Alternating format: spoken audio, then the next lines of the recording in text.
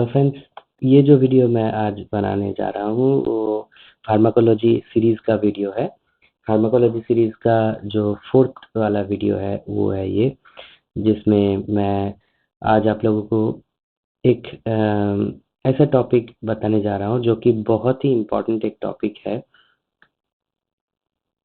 That is drug जो हम consume कर रहे हैं, तो वो कंजम्पशन के बाद उसका हो क्या रहा है, उसका रिस्पॉन्स कैसे हो रहा है। तो ड्रग कंसंट्रेशन एंड रिस्पॉन्स उसके ऊपर है वीडियो।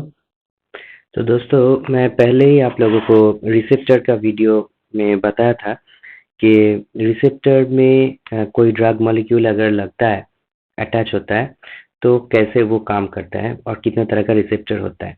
तो देखिए, फार्माकोलॉजी पढ़ने से पहले दो चीज़ हम लोगों को समझ लेना चाहिए। एक है फार्माकोकाइनेटिक्स और दूसरा है फार्माकोडायनामिक्स। तो ये जो जो चीज़ है, पहले पहले मैं देखा हूँ ज़्यादातर फार्मासिस्ट जो है, मतलब फार्मेसी पढ़ने वाले जो है, वो ये पहला वाला दो चैप्टर जहाँ हर एक किताब में, चाहे वो केडी त्रिपाठी हो, कटजांग हो या कोई भी किताब हो, तो पहले ही इसका डिस्कशन रहता है, क्योंकि this are the basic ideas. Pharmacokinetics और फार्माकोडायनामिक्स का जो आइडिया है, दीज आर बेसिक थिंग्स। अगर ये हम नहीं पढ़ेंगे तो बाद में जाके बहुत जगह हम लोगों को परेशानी होगा समझने में। तो स्टूडेंट्स क्या करते हैं, पहले वो मैकेनिज्म ऑफ एक्शन, क्लासिफिकेशन और डिफरेंट क्लासेस ऑफ ड्रग्स में चले जाते हैं, लेकिन घूम फिर के फिर इसको समझने के लिए रिटर्न आना पड़ता है। तो इसीलिए पहले ये क्यों लोग ज़्यादा स्किप कर जाते हैं, क्योंकि इधर कैलकुलेशंस दिखाया जाता है, बहुत सारा थियोरीज है, ये सब। तो स्टूडेंट्स पढ़ते तो है, लेकिन ऊपर ऊपर पढ़ते हैं कि एगोनिस्ट किसको बोलता है, एंटागोनिस्ट किसको बोलता है, लिगैंड किसको बोला जाता है, साइनर्जिस्टिक इफेक्ट क्या होता है, एडवर्स इफेक्ट कैसे होता है। लेकिन एक्चुअली डोज रिस्पॉन्स और डोज के साथ पोटेंशियल का एक्चुअल जो कॉन्सेप्ट है, ये उन लोगों के पोटेंशी और एफिकेसी, इसका क्या डिफरेंस है या कॉन्सेप्ट क्या है, ये उन लोगों को अच्छी तरह से समझ में नहीं आता है। तो इसीलिए मैं इसको थोड़ा आसानी से आप लोगों को समझाने का कोशिश करूंगा, जो कि एक फार्माकोडायनामिक्स का पार्ट है। तो आज जो टॉपिक मैं लेके आया हूँ आप लोगों के पास, छोटा करके मैं वो बताऊंगा ग्राफ का इस्तेमाल करके, तो या ग्राफिकल रिप्रेजेंटेशन देके। तो आज का जो टॉपिक है वो है drug dose and clinical response के बीच में, ड्रग डोज और क्लिनिकल रिस्पॉन्स के बीच में जो रिलेशनशिप है उसको समझाऊंगा। ठीक है, तो चलो आगे बढ़ते हैं। तो सबसे पहले एक चीज हम लोगों को समझ लेना है, वो है ड्रग जब तक रिसेप्टर तक नहीं पहुंचेगा तब तक उसका इफेक्ट नहीं होगा। ठीक है, एक ड्रग जब तक रिसेप्टर के पास नहीं पहुंचेगा या कनेक्ट नहीं हो पाएगा तो उसका इफेक्ट नहीं दिखा पाएगा। तो एक ड्रग कितना काम कर रहा है, तो उसका इफेक्ट कितना दिखा रहा है, रिसेप्टर के साथ इंटरेक्शन ही वो बताएगा। तो एक ड्रग बहुत आसानी से रिसेप्टर के साथ जुड़ जाता है। ठीक है, एक है इजीली अटैच हो जाता है, लेकिन उससे पहले क्या रीच होता है इस रिसेप्टर तक। तो रीचिंग का भी एक चीज है कि वो रीच ही नहीं कर पाया रिसेप्टर तक, तो वो काम कैसे करेगा। तो इजीली रिसेप्टर तक रीच कर जाता है। और एक ड्रग कितना टाइम तक, ड्यूरेशन ऑफ अटैचमेंट, तो ये सब डिपेंड करता है, इसका इफेक्ट इसके ऊपर डिपेंड करता है ड्रग कितना इफेक्ट करेगा। ठीक है, तो ये बेसिक कॉन्सेप्ट अब समझ लो। ड्रग जब तक रिसेप्टर के साथ नहीं जुड़ेगा तब तक कोई इफेक्ट नहीं दिखा पाएगा। वो कितना आसानी से रिसेप्टर तक पहुंच पा रहा है उसके ऊपर उसका इफेक्ट डिपेंड करता है। वो कितना इजीली रिसेप्टर के साथ अटैच हो रहा है उसके ऊपर डिपेंड कर रहा है। वो कितना ड्यूरेशन तक अटैच्ड होके रह रहा है उसके ऊपर डिपेंड करता है। और दूसरा कोई ड्रग उसका हिंड्रेंस बन रहा है कि नहीं, मतलब कि एंटागोनिस्ट प्रेजेंट है या नहीं। अगर कोई एंटागोनिस्ट उसके पहले आके रिसेप्टर के साथ जुड़ जाए तो क्या होगा न, ड्रग उसका इफेक्ट नहीं दिखा पाएगा, डिजायर्ड इफेक्ट ड्रग नहीं दिखा पाएगा। तो these are the main factors drug receptor interaction होने का बेसिक थिंग। अभी देखो ड्रग और रिस्पांस का, ये ड्रग कंसंट्रेशन और रिस्पांस का अगर हम कर्व देखेंगे तो वो कैसे दिखेगा। तो इस तरफ हम सपोज कंसंट्रेशन बोल दिया कि रिस्पांस का ये साइड कंसंट्रेशन डोज का डोज, ठीक है, डोज दिखाएंगे इस साइड पे और इधर हम दिखाएंगे क्या, रिस्पांस। तो अगर डायरेक्टली हम इसका कर्व बनाएं तो वो कर्व कैसा दिखेगा, देखो वो कर्व दिखाएगा ऐसा हाइपरबोलिक। देखो अगर डोज के हिसाब से अगर मैं रिस्पांस का कर्व ड्रॉ करता हूँ तो ये कुछ तरह ऐसा आता है, मतलब कि डोज के साथ ये बढ़ता है तो ऐसा थोड़ा रेक्टेंगुलर हाइपरबोला शेप का कर्व आता है। लेकिन अगर हम लोग लॉग कंसंट्रेशन का कर्व बनाते हैं तो दूसरा एक इंक यूज करते हैं तो उसका कर्व थोड़ा सिग्मॉइड आता है, ठीक है, सिग्मॉइड मतलब इस शेप। तो दिस इज लॉग डोज। तो अभी हम दो तरह का ग्राफ के हिसाब से ये समझेंगे कि एक्चुअली एक ड्रग कैसे रिसेप्टर के साथ रिस्पॉन्स करता है। तो देखो एक प्रिस्क्रिप्शन बनाने के टाइम पे एक केमिस्ट या ड्रगिस्ट को या फिर एक डॉक्टर को ये ध्यान में रखना चाहिए पेशेंट का कंडीशन कैसा है, उसका एज क्या है, प्रेगनेंसी या लैक्टेशन ये सब है कि नहीं।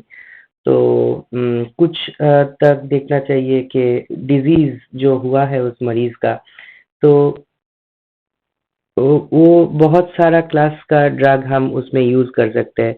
तो वो जितने तरह का क्लास का ड्रग यूज कर सकते हैं तो उसमें से सबसे अच्छा जिसका पोटेंसी और एफिकेसी दोनों ही अच्छा है तो वो यूज करने के लिए सोचना चाहिए। फिर जिसका इनकम्पैटिबिलिटी दूसरा कोई ड्रग के साथ वो ले रहा है पेशेंट तो उसके साथ ना हो, या फिर कोई एलर्जिक रिएक्शन ना हो, ये सब समझ के पेशेंट को मेडिसिन प्रेस्क्राइब करना चाहिए। और वो मेडिसिन प्रेस्क्राइब के वक्त उस ड्रग का एक्चुअली रिस्पांस क्या है वो सब भी देखना चाहिए। तो इसके लिए ये जो डोज एंड रिस्पांस का जो मतलब रिलेशनशिप है उसको समझना बहुत जरूरी है। तो दो तरह का ग्राफ के हिसाब से आज हम ये समझेंगे। फर्स्ट तरह का ग्राफ जो है वो है graded dose response relationship graph, ठीक है। तो चलो देखते हैं कि ग्रेडेड डोज रिलेशनशिप का जो डोज रिस्पांस रिलेशनशिप कार्ड है वो क्या होता है। तो देखो इसमें हम देख रहे हैं कि graded dose response relation curve कुछ ऐसा दिखता है। देखो लॉग का मैं पहले दिखाया कि अगर हम डोज का लॉग लेंगे, देखो इधर लिखा हूं मैं लॉग डोज, तो वो थोड़ा सिग्मॉइड जैसा कर्व आएगा, तो कर्व ऐसा आएगा, ठीक है। तो ये डोज क्या है कि सिस्टेमिक सर्कुलेशन में आ गया कोई ड्रग, कहाँ आया, सिस्टेमिक सर्कुलेशन में आया, फिर उसके हिसाब से उसका जो प्लाज्मा कंसंट्रेशन हुआ उसके हिसाब से एक मतलब कैलकुलेशन हो सकता है। नहीं तो ये हिसाब हम कैसे लगाएंगे डोज का कि बायो अवेलेबिलिटी, देखो ओरल रूट में दिया गया है या सॉलिड डोज मतलब सॉलिड डोजेज फॉर्म के तौर पे ओरल रूट में दिया गया है, फिर टॉपिकल दिया गया है, या फिर उसको इंजेक्शन के थ्रू दिया गया है आईवी या इंट्रामस्कुलर रूट में, तो कितना जल्दी वो मतलब सिस्टमिक सर्कुलेशन में जा रहा है और उसका बायोअवेलेबिलिटी कितना है उसके ऊपर डिपेंड करके ये मतलब प्लाज्मा कंसंट्रेशन आता है। फिर वो प्लाज्मा कंसंट्रेशन के ऊपर हिसाब करके हम उसका लॉग डोज भी कैलकुलेट कर सकते हैं, जो कि इधर देखो ये ड्रग थोड़ा सा हम इस्तेमाल किया और इसका रिस्पॉन्स इतना आया, उससे थोड़ा ज़्यादा डोज बढ़ाया तो बी ए का रिस्पॉन्स आया, उससे और थोड़ा ज़्यादा डोज बढ़ाया तो सी का रिस्पॉन्स आया, और डी का जो रिस्पॉन्स आया और थोड़ा डोज बढ़ा के ये रिस्पॉन्स आया है। तो देखो डिजायर्ड थेराप्यूटिक इफेक्ट जो होता है वो क्या है, ठीक है, पहले उसको हमें समझना पड़ेगा। तो देखो मैं कार्ब हम लोग देख चुके हैं, देखो इधर ही हम समझाते हैं तुम लोगों को। तो हमें एक्चुअली क्या चाहिए कि therapeutic effect of the drug चाहिए, ठीक है।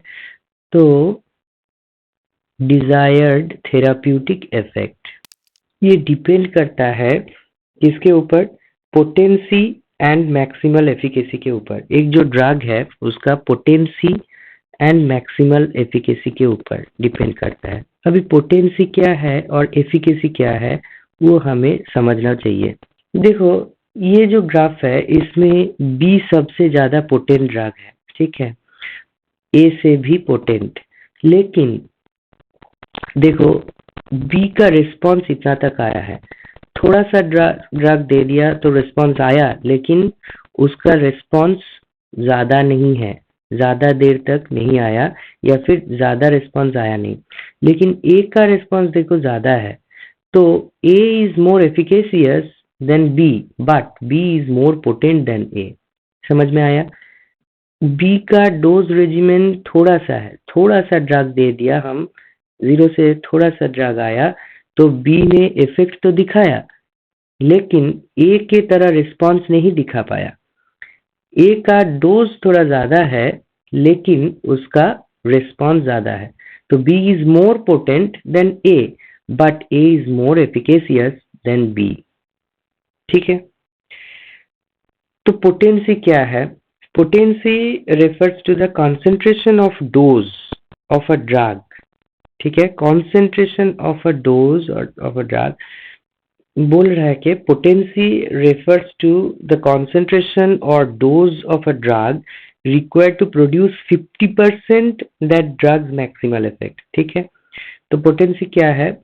ड्रग का जो मैक्सिमल इफेक्ट है उसका 50% of maximal effect of drug, ये दिखाने के लिए जितना कॉन्सेंट्रेशन चाहिए, कॉन्सेंट्रेशन ऑफ द ड्रग, तो जो कॉन्सेंट्रेशन एटलीस्ट चाहिए, क्या किसके लिए? 50% of the maximal effect of drug दिखाने के लिए, वही है पोटेंसी। समझ में आया कि देखो ये है उसका मैक्सिमल इफेक्ट, बी का जो मैक्सिमल इफेक्ट है वो ये कार्ब से दिखाया जाता है।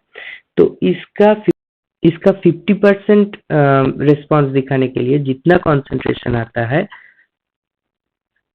तो वही है पोटेंसी, ठीक है। तो इसको बोला जाता है EC50, इफेक्टिव कॉन्सेंट्रेशन 50, ठीक है, और इसको बोला जाता है इफेक्टिव डोज, सॉरी EC50 और ED50 भी बोला जाता है, ठीक है। इफेक्टिव डोज 50 और इफेक्टिव कॉन्सेंट्रेशन 50, और मैक्सिमल इफेक्ट मतलब कि उसका जो मैक्सिमम थेराप्यूटिक इफेक्ट है वो है Emax सपोज, ठीक है, इसको बोला जाता है पोटेंसी। अभी देखो ए का जो डोज है, ए कुछ भी डोज दे बी से ज्यादा इफेक्ट दिखाएगा, ठीक है। बी का जो डोज है वो पहले इफेक्ट तो दिखा देगा, पोटेंट तो ज्यादा है, लेकिन ए का कोई भी डोज बी से ज्यादा इफेक्ट दिखाएगा, इसीलिए therapeutically A is better than B, therapeutically, ठीक है। तो सिर्फ पोटेंट होने से नहीं चलता है, उसको इफेक्टिव भी होना चाहिए। तो बी से ए क्यों इफेक्टिव ज्यादा है? क्योंकि ए उसका कोई भी इक्विवेलेंट बी का डोज में ज्यादा इफेक्ट दिखाता है, इसीलिए। ठीक है, समझ में आया? तो clinical effectiveness of a drug depends not on potency but on its maximal efficacy and ability to reach the relevant receptor. ये हमें दिमाग में रखना है। तो ये मैं एक बार आप लोगों को इधर लिख के देता हूं कि क्लिनिकल जो इफेक्टिवनेस है कोई ड्रग का, किसका? ड्रग का, वो पोटेंसी के ऊपर डिपेंड नहीं करता है, बल्कि उसका मैक्सिमल एफिकेसी के ऊपर डिपेंड करता है।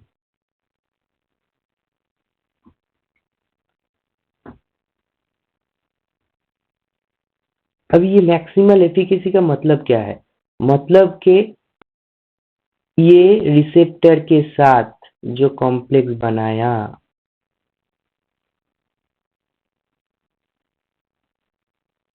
रिसेप्टर प्लस ड्रग, देखो ये जो कॉम्प्लेक्स बना इसका स्टेबिलिटी कितना है, या फिर ये रिसेप्टर तक कितना आसानी से पहुंचा, जो मैं पहले बोला। ठीक है, और स्टेबिलिटी कितना है, इसके ऊपर ही तो ये इफेक्ट दिखाएगा। जब वो रिसेप्टर को छोड़ देगा तब उसका इफेक्ट भी चला जाएगा। और रिसेप्टर के इधर से ही शुरू होता है एडीएमई। क्या शुरू होता है? एडीएमई मतलब absorption, distribution, metabolism and elimination और एक्सक्रीशन, जो कि फार्माकोकाइनेटिक्स का एक पार्ट है। ठीक है, तो ये हम फार्माकोडायनामिक्स पढ़ रहे हैं, जो कि फार्माकोकाइनेटिक्स का पार्ट है। मतलब कि ड्रग रिसेप्टर तक गया, रिसेप्टर के साथ बाइंड हुआ, वो कितना आसानी से रिसेप्टर तक चला गया और कितना देर तक उसके साथ जुड़ा रहा, उसके ऊपर उसका जो इफेक्ट है वो दिखाएगा। और उस इफेक्ट के ऊपर ही हम लोगों को थेराप्यूटिक रिस्पांस मिलेगा। तो थेराप्यूटिक बेटर वही ड्रग है जो पोटेंट के ऊपर नहीं डिसाइड करेंगे, उसका जो स्मॉल डोज में ही वो अगर ज्यादा इफेक्ट दिखाता है तो उसके ऊपर हम इसको डिसाइड करेंगे। समझ में आया? Potency is different thing. Potency is simply the particular concentration of a drug in which a drug shows its half of the effect, वो है potency, half of the maximal effect, okay, 50% of the maximal effect, उसी को potency बोला जाता है। लेकिन effectiveness क्या है कि थोड़ा सा भी हम ड्रग दे दिया तो उसका रिस्पॉन्स अगर ज्यादा आया तो उसको बोला जाता है इफेक्टिवनेस। तो ग्रेडेड डोज रिस्पॉन्स रिलेशन में ये समझ में आया। ठीक है, अभी क्वांटल डोज रिस्पॉन्स कर्व हम देखेंगे, जिसमें हम और एक चीज को समझने का कोशिश करेंगे कि अगर थोड़ा थोड़ा करके हम ड्रग देंगे और उसका क्वांटिटी का कैलकुलेशन करेंगे तो कैसे रिस्पॉन्स आएगा। ठीक है, ग्रेडेड मतलब कि ओवरऑल एक एवरेज करके दिखाया जाता है, और क्वांटल मतलब कि हम छोटा छोटा ड्रग डोज को लेके कैलकुलेट करेंगे। तो देखो दोस्तों, इस कर्व में हम लोग देख रहे हैं कि क्वांटल डोज रिस्पॉन्स कर्व बोला जाता है इसमें, इसको। तो इसमें देखो ये परसेंट इंडिविजुअल रिस्पॉन्स, मतलब 100 लोगों के ऊपर इसका इस्तेमाल हुआ इस ड्रग का, तो उसका रिस्पॉन्स कैसा आया ये इसको दिखाता है। और cumulative percent exhibit therapeutic effect, इधर लिखा है देखो। तो क्यूमुलेटिव परसेंट इसमें मतलब कि 100 लोगों में इस्तेमाल हुआ है, फिर उसका जो total cumulative percentage of response है तो या थेराप्यूटिक इफेक्ट है, उसको कैलकुलेट करके इस कर्व में दिखाया गया है। और इसमें देखो ये क्या है, percent required dose to achieve desired effect. ये वाला जो कर्व है ये है क्या, ये percent required dose to achieve desired effect. तो ये क्या है, थेराप्यूटिक इफेक्ट दिखाने के लिए क्यूमुलेटिव जो एग्जिबिट कर रहा है उसका कर्व, और ये है कि डोज जो दिया गया है उसका कितना परसेंट चाहिए डिजायर्ड इफेक्ट दिखाने के लिए, उसका कर्व है। तो ये जो देखो एक पॉइंट में जाके 50% पे मीट करता है, इसी को बोला जाता है ED50 और इफेक्टिव डोज 50%। ठीक है, और देखो ये जो लाल वाला कर्व है इसमें क्या है, cumulative percent dead at each dose.